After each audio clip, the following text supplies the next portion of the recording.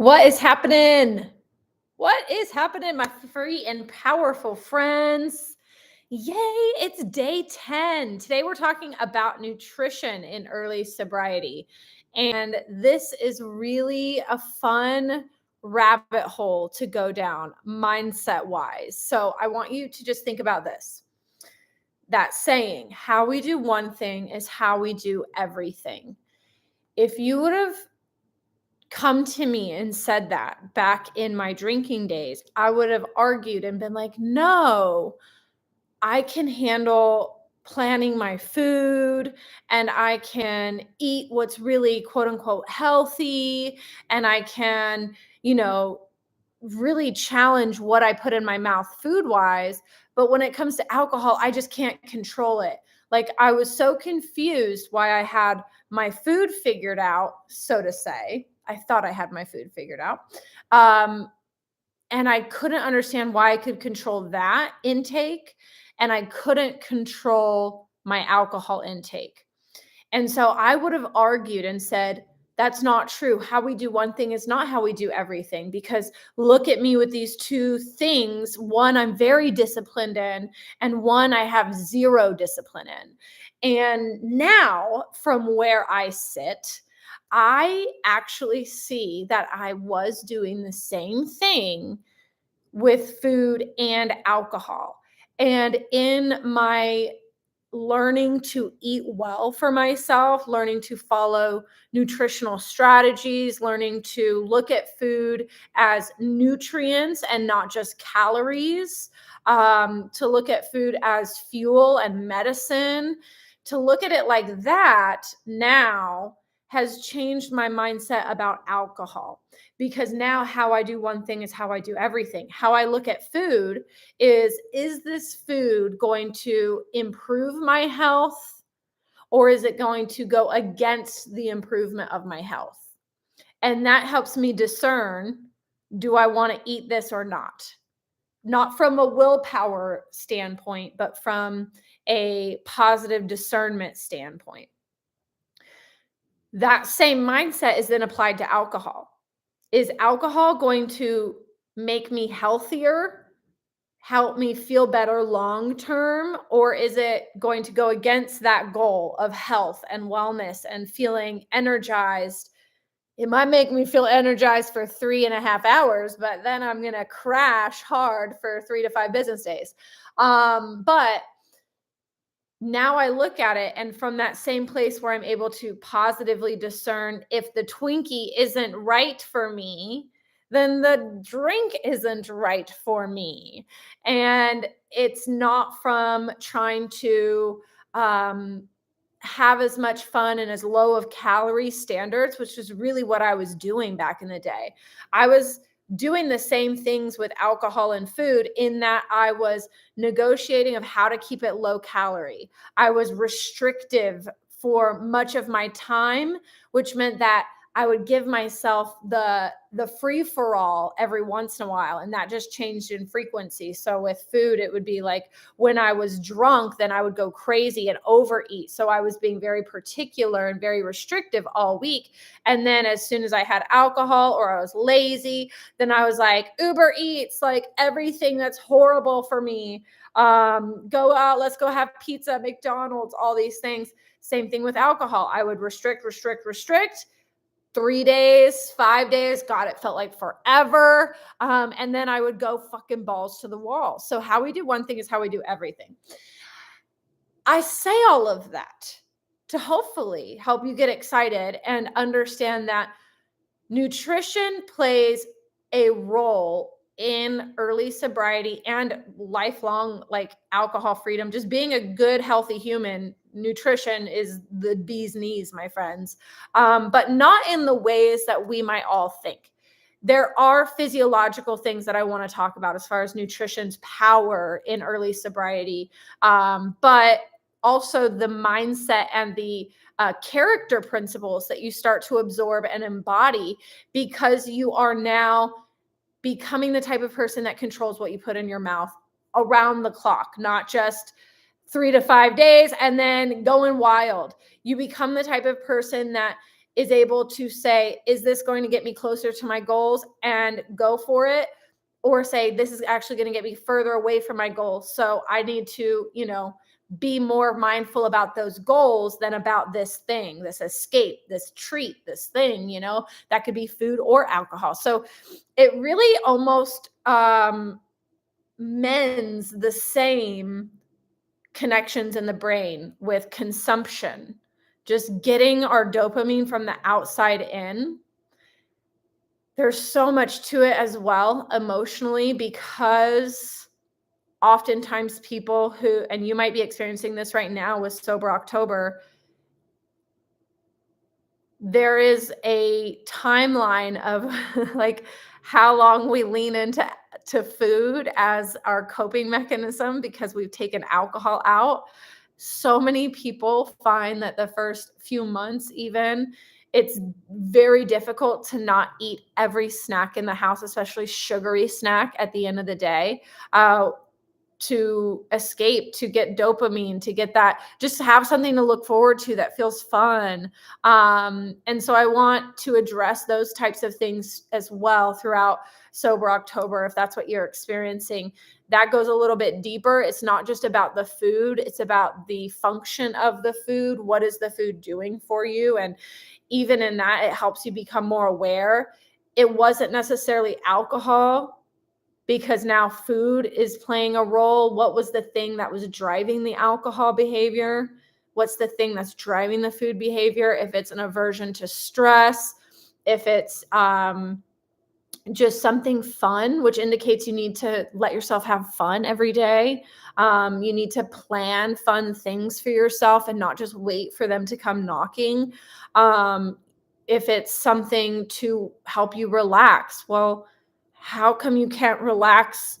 That's a normal function of a human. That's a responsibility we have of emotional regulation. Why can't you do that? What haven't you learned yet? So, like, all of these things, understand you can do them for yourself. You've just gotten in the habit of using alcohol for that. And then when you remove alcohol, you're still not in the habit yet of doing those things for yourself. You haven't learned. And so you turn to food. And then if food is taken away without getting that wound fixed, having that that emotional regulation, then something else is going to slide in its place. So there's a lot to it. And today I wanted to share more strategies around nutrition.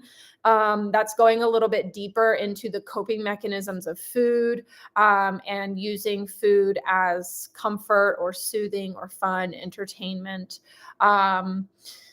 And sometimes that's a little bit harder because we have to have food, right? And so learning how to say no to certain types of food and still eat other foods, that's even way different than alcohol. And I think that's what really helped me have the moderation mindset for alcohol long term when I finally reintroduced it, was understanding really truly how to look at food as fuel. So I was able to say, hey, this thing might not improve my health long term. It might go against my goals, but it's a nice treat to have right now.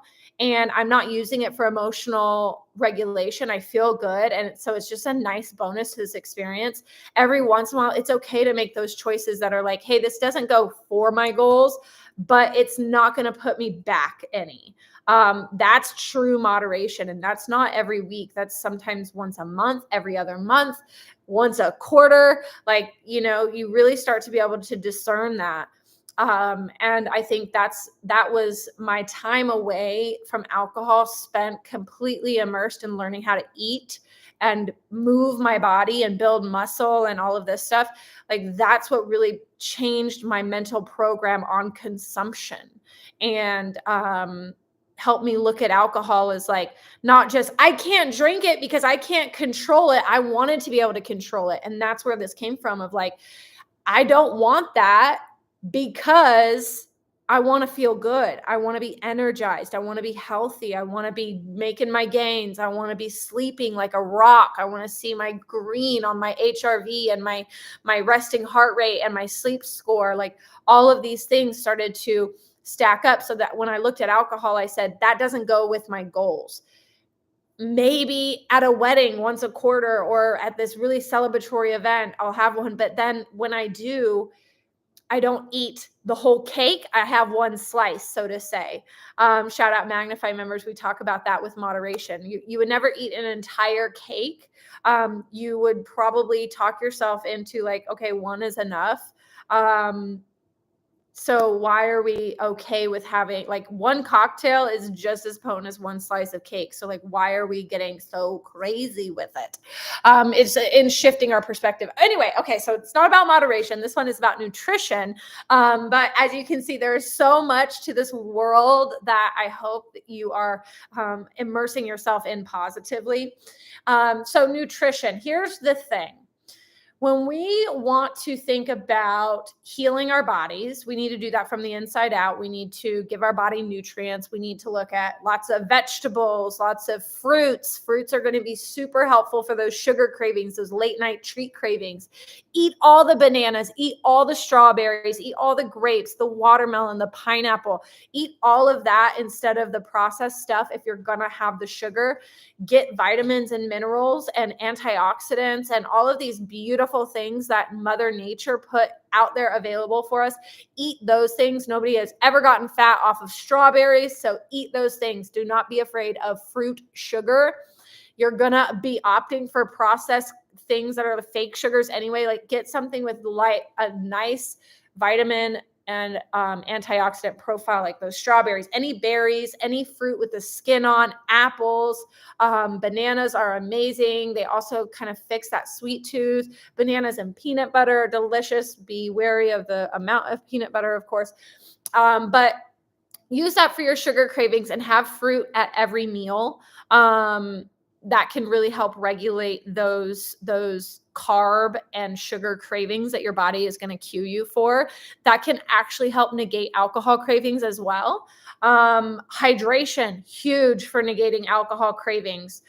Stay hydrated, add electrolytes to your drinks, even just putting salt in your water. Add a little bit of table salt to your food so that you're getting enough electrolytes. Those bananas will help with potassium.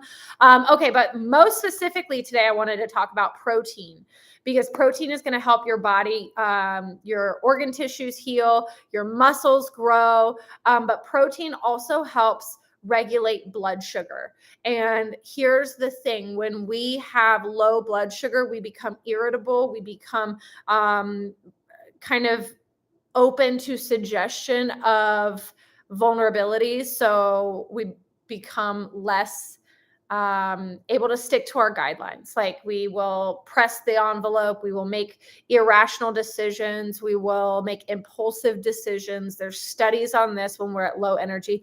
Why do we think we call it hanger? We're hangry. So low blood sugar means bad mood. That's going to be those alcohol cravings because of stress and anxiety. So we want to keep our protein high. So the name of the game is every meal, 30 grams of protein. It is not a meal if it does not include 30 grams of protein. You need that protein for your body to rebuild, regenerate, but also for your mood stability. I also want to encourage you to look at having these whole foods, these natural foods, fruits, veggies as your snacks. Like don't necessarily give yourself a calorie budget right now. Just focus on eating healthfully, eating often, choosing things that are most natural, most like their natural state. So think a baked potato is better than potato chips. Think fresh oranges are better than the dried, dehydrated oranges. A fresh mango better than the dried, dehydrated mango. But then again, dried, dehydrated mango is probably better than mango candy. So kind of use that best decision making, like the closest to natural state that you can with your foods, because that's going to have the most nutritional value and you're going to feel your body feeling better. Here's the other thing though. They talk about how highly processed foods make us feel bad. They say like these ingredients impact our mental health negatively, and this MSG makes you crave more. And I believe to a certain extent that those physiological things do happen, but more so, I think about the way those things make me feel.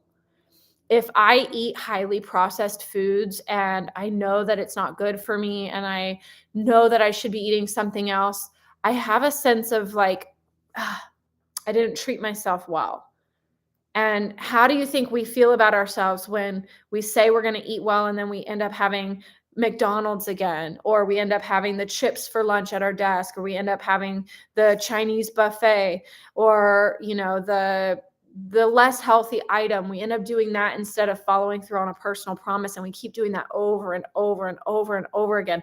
I don't think it's just the ingredients, but I think it's the self image and the self perspective that we carry with us of like, here I am again, choosing the wrong thing again and not following through, not learning. So think about that, and then think about how good you feel, why your mental health increases when you learn about food and you learn how to make those positive choices for yourself, and you learn to be disciplined, and you learn to control what you put in your mouth.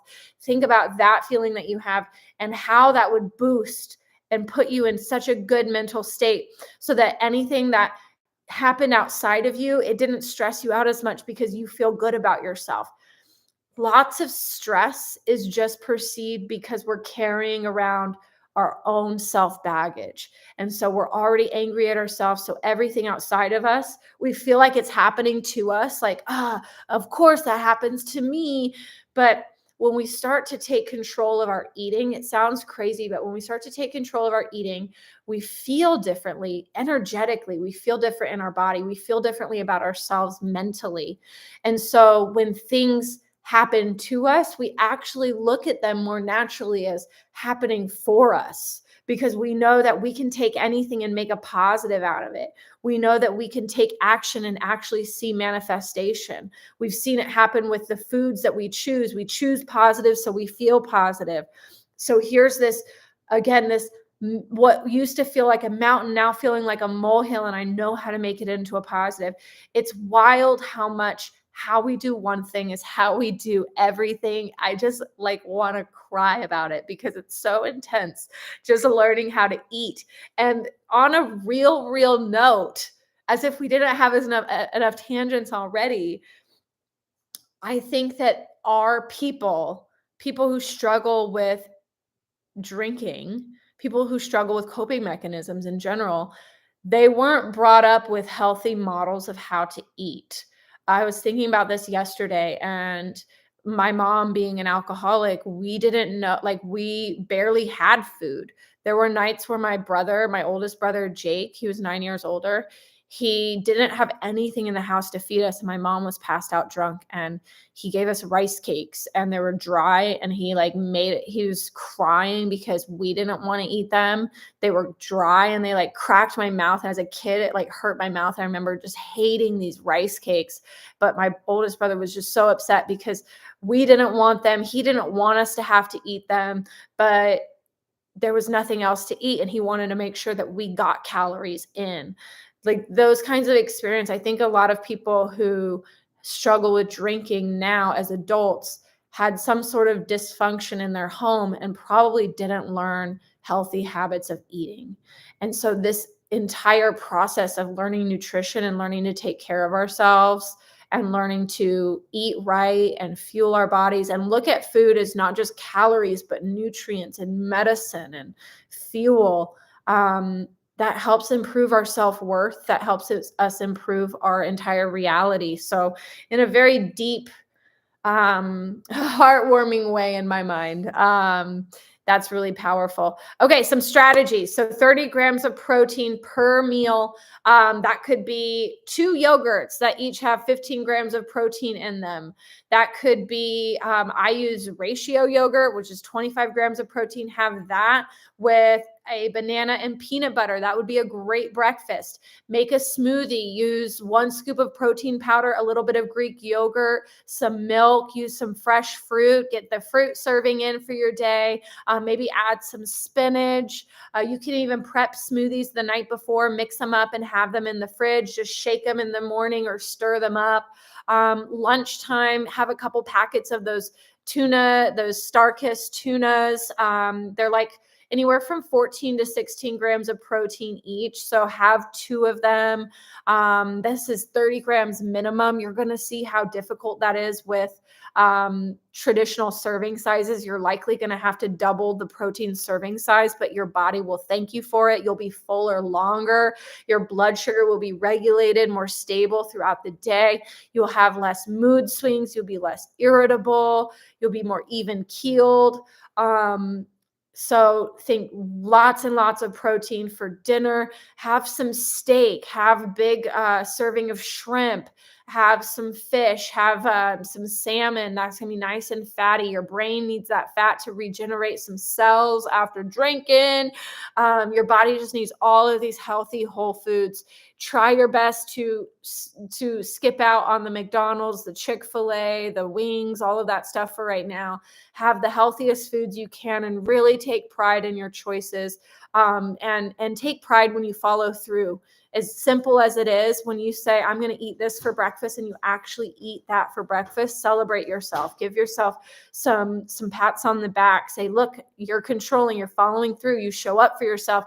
That's going to build self-trust. And so when you start to really build self-trust, then you get to a place where you're always using positive discernment. Okay. That's all for today.